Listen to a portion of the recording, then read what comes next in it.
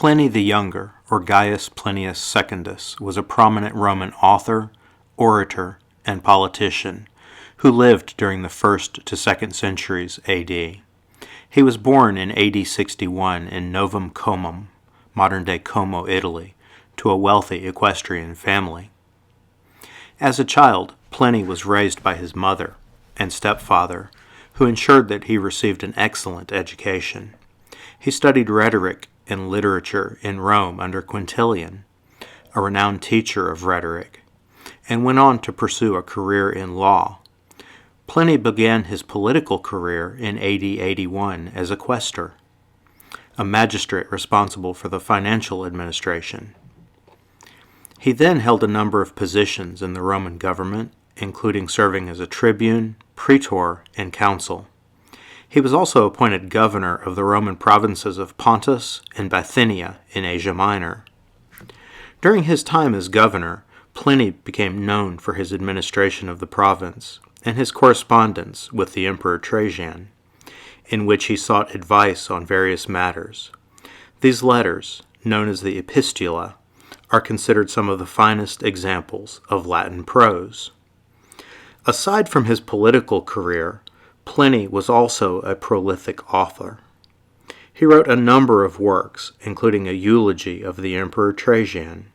He also wrote several letters to friends and colleagues which have survived and provide valuable insights into life in ancient Rome. Pliny is known for his advocacy of Stoic philosophy and his commitment to public service. He was a man of great integrity and high moral character, and he was respected by his contemporaries for his wisdom and intelligence. Pliny died in AD 113 at the age of 52, while serving as governor of Bithynia. His legacy as a writer and statesman has endured for centuries, and his works continue to be studied and admired even today. Among the most unusual and interesting letters that Pliny wrote was a letter to his friend Sura. This letter contains one of the earliest known ghost stories. It reads as follows. My dear Sura, the present break from business affords you the leisure to give, and me to receive instruction. I am extremely interested, therefore, to know your beliefs concerning spirits, whether you believe that they actually exist and have their own proper shapes and a measure of divinity, or are only the false impressions of a terrified imagination. What inclines me to give credit to their existence is a story that I heard from Curtius Rufus. When he was in low circumstances and unknown in the world, he accompanied the newly made governor of Africa into that province. One afternoon, as he was walking in the public portico, he was shocked and perplexed with the figure of a woman, which appeared to him of a size and beauty more than human. She told him she was the spirit that presided over Africa, and was come to inform him of the future events of his life, that he should go back to Rome, where he would hold office, and return to that province invested with great dignity, and there he would die. Every circumstance of this prophecy was actually accomplished. It is said further that upon his arrival at Carthage, as he was coming out of the ship, the same figure accosted him upon the shore. It is certain, at least, that being seized with a fit of illness, though there were no symptoms in his case that led to despair, he instantly gave up all hope of recovery, judging, it seems, the truth of the future part of the prediction by what had already been fulfilled, and of the misfortune which threatened him by the success which he had experienced. To this story, let me add another, more remarkable than the last, but attended with circumstances of greater horror, which I will give to you exactly as it was related to me. There was, at Athens, a large and spacious, but infamous and frightful house. In the dead of night, a noise, resembling the clashing of iron, was frequently heard, which, if you listened more attentively, sounded like the rattling of fetters. At first it seemed at a distance, but approached nearer by degrees. Immediately afterwards, a phantom appeared in the form of an old man, extremely meager and squalid, with a long beard and bristling hair, rattling the chains on his feet and hands. The poor inhabitants passed sleepless nights under the most dismal terrors imaginable. This, as it broke their rest, threw them into despairs, which, as their horrors of mind increased, proved in the end fatal to their very lives. For even in the daytime, though the spectre did not appear, yet the remembrance of it made such a strong impression on their imaginations that it seemed as if it was before their very eyes, and their terror remained when the cause of it was gone. By this means the house was at last deserted, being judged by everybody to be absolutely uninhabitable, so that it was now entirely abandoned to the ghost. However, in hopes that some tenant might be found who was ignorant of this evil reputation which attended the house, a bill was put up, giving notice that it was to be sold.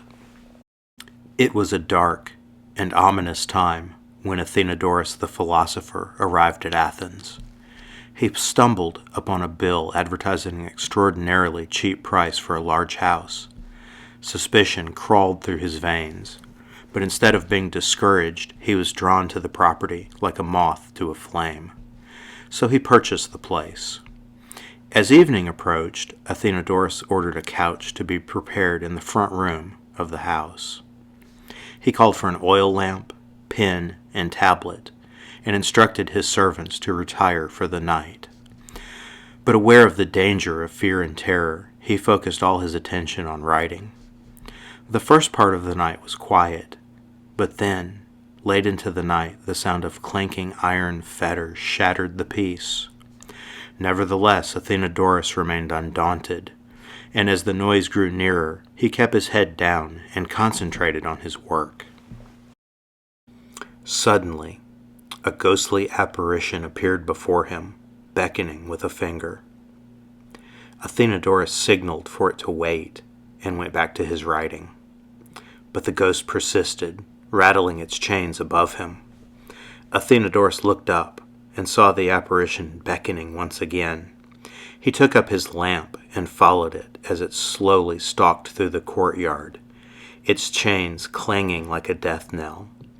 When they reached a certain spot, the ghost vanished into the night. Athenodorus marked the spot with grass and leaves and went inside to sleep. The next day, Athenodorus went to the authorities and urged them to dig up the spot he had marked. They did, and found bones intertwined with chains, the body having decayed long ago, leaving nothing but the bones and corroded shackles behind. They buried the remains at the public expense, and peace returned to the house once again. But my tales don't end there. Marcus, a freedman of mine, shared a similar experience. His younger brother saw a figure sitting on his bed, wielding a pair of shears. The next morning, the boy's hair was gone, shorn from the crown of his head. A short while later, a slave boy claimed that two white-clad figures had cut his hair in the dead of night. Perhaps these incidents were linked to the danger that loomed over me. Carus had lodged a complaint against me, and the evidence was found in the papers of the late Emperor Domitian. It was customary for accused persons to let their hair grow, so the cutting of my servant's hair could have been a sign of the peril that threatened me. I implore you, my wise friend, to consider this matter with great care.